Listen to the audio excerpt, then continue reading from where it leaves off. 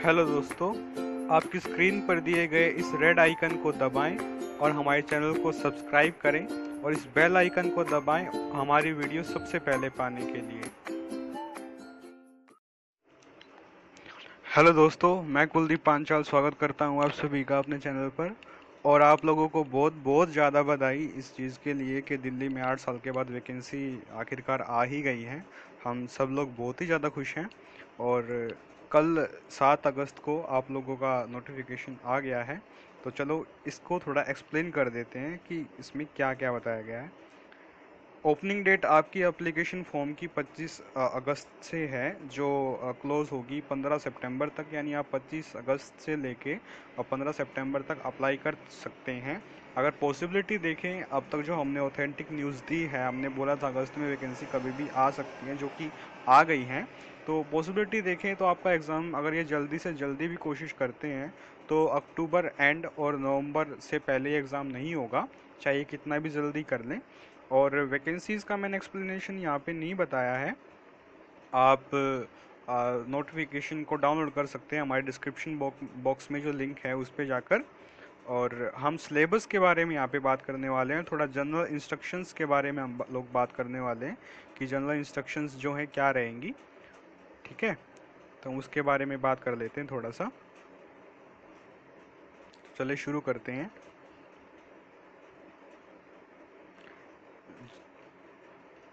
पहला तो ये बताया गया है, इसमें मैं मेन मेन चीज़ें एक्सप्लेन करूंगा आपको, हर चीज़ नहीं।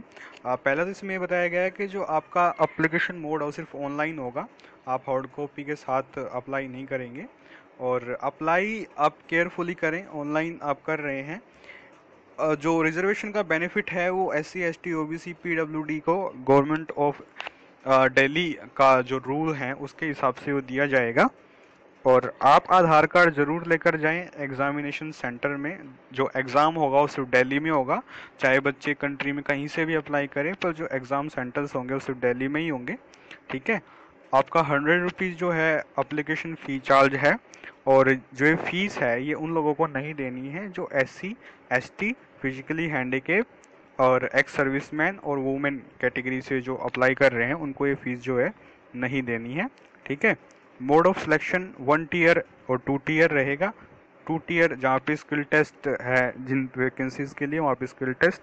बाकी हम टीचिंग के एक्सप्लेनेशन कर रहे हैं, तो टीचिंग के एग्ज़ाम जो हैं वो 1 टीयर एग्ज़ाम होने वाले हैं।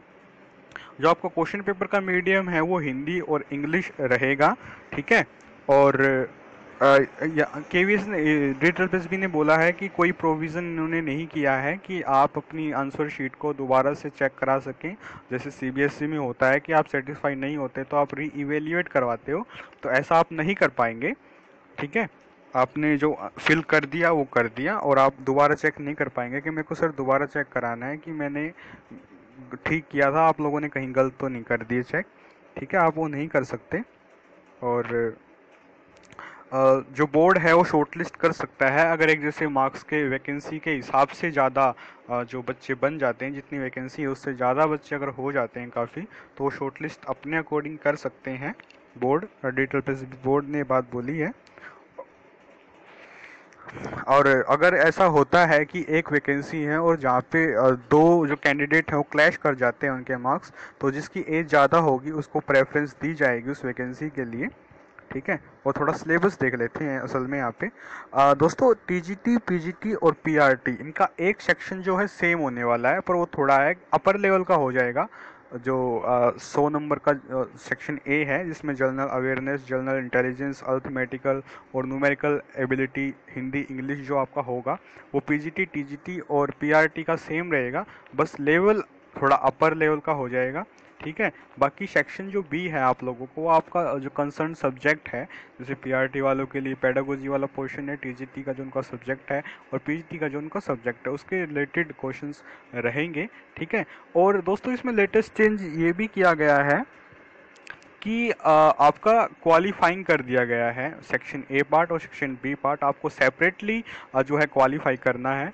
तो आपको जो सेक्शन A पार्ट है आपका 100 मार्क्स का, उसमें 100 में से 40 मार्क्स लेने हैं जनरल कैटेगरी वालों को, 100 में से 35 मार्क्स कम से कम लेने हैं OBC वालों को, और 100 में से 30 मार्क्स लेने हैं SC ST और पीएच वालों को। ठीक है जी। और इसी तरीके से आपको जो दूसरा आपका जो है पोर्शन है उसमें भी ऐसे ही 40% जनरल के लिए, 35% ओबीसी के लिए और 30% एससी एसटी और पीएच वालों को स्कोर करना है। ठीक है। अगर इन केस मान लीजिए ऐसा होता है कि आप पेडागोजी में 80 मार्क्स ले लेते हैं, ठीक है, और आप जनरल अवेयरनेस यानी जो पार्ट ए आपका सेक्शन है उसमें आप 28 मार्क्स लेते हैं या 27 मार्क्स लेते हैं, तो आप ऑन द स्पॉट डिस्क्वालीफाई हो जाते हैं। ठीक है। चाहे आपके कंबाइंड जो मार्क्स हैं वो 120 ही क्यों ना बन रहे हो, पर अगर आप उनको अलग अलग क्वालिफाई नहीं कर रहे हो तो आप डिस्क्वालीफाइड है। ठीक है। तो दोनों पोर्शन पे आप जरूर फोकस रखें, किसी एक पोर्शन पे फोकस रखेंगे तो आपको दिक्कत हो सकती है। ठीक है जी। तो देख लेते हैं सिलेबस यहाँ पे क्या है। पार्ट ए का बताया गया है 1 ईयर एग्जामिनेशन वालों के लिए कि आपको जनरल अवेयरनेस पढ़ रही है, आपके आसपास जो सराउंडिंग्स हैं, जो भी हम चीज़ें यूज़ कर रहे हैं, जो हमारा एनवायरनमेंट है उसमें सिंपल जो प्रिंसिपल्स हैं और साइंस के वो आपको देखने हैं। दूसरा, करंट इवेंट्स अभी क्या हो रहे हैं वो, हिस्ट्री, पोलिट पॉलिटिक्स के बारे में, constitution, sports, art and culture, geography, economics, everyday science, जो डे टू डे लाइफ जो प्रिंसिपल्स यूज होते हैं हमारी लाइफ में। ठीक है। साइंटिफिक रिसर्च और नेशनल इंटरनेशनल ऑर्गेनाइजेशंस के बारे में कि हमारी हिस्ट्री क्या रही है, पॉलिटिक्स कैसी है भारत में। ठीक है। कॉन्स्टिट्यूशन जो अनुच्छेद वगैरह हैं हमारे उनमें किसमें क्या बात बोली गई है। स्पोर्ट्स के कौन सी पर्सनैलिटी की स्पोर्ट्स से जुड़ी हुई है। आर्ट एंड कल्चर की ये पेंटिंग किसकी है, ये सभ्यता किसकी है, इस टाइप से।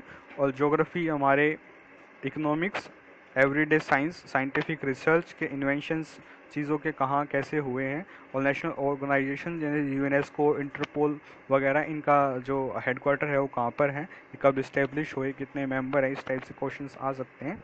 ठीक है।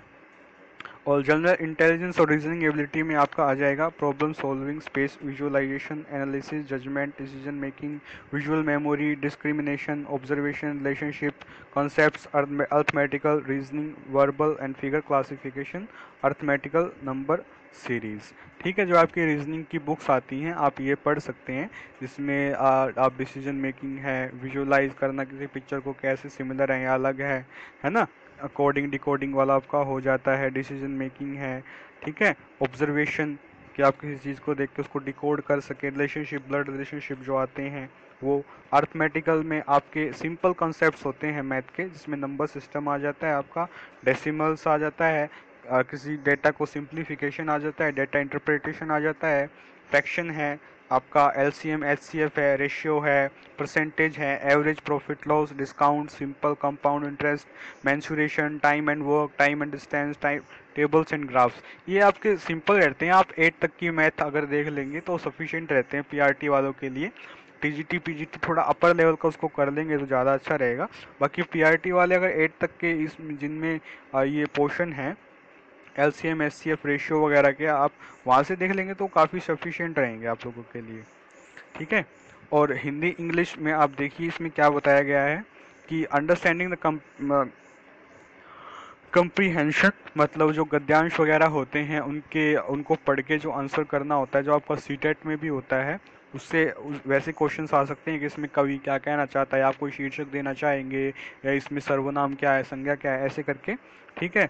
आपका ग्रामर से रिलेटेड आ सकता है, फिल इन द ब्लैंक्स आपके आ सकते हैं, सेंटेंस में कहाँ गलती है ये आ सकता है, सिनोनियन आ सकते हैं, एंटोनियन आ सकते हैं, है ना। और शुद्ध वाक्यांश करना कि इस सेंटेंस को कैसे ठीक किया जाए, ये सब चीज़ें आपसे पूछी जा सकती है हिंदी इंग्लिश के लिए। ठीक है जी। इसमें बताया भी गया है कि देखिए, general intelligence and reasoning ability same as in 1 year exam but with slightly higher level.